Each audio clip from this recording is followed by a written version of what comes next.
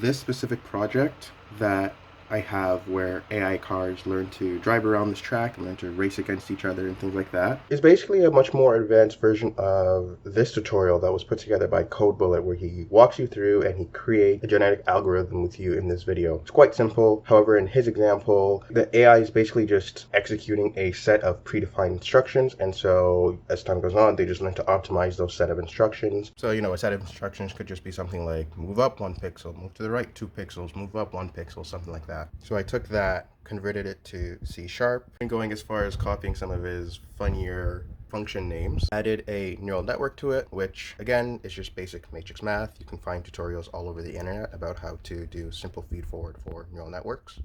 Made some ugly looking car models using basic Unity assets. Voila, have a simulation where a whole bunch of cars learn to drive around the track and compete with each other in a racing game.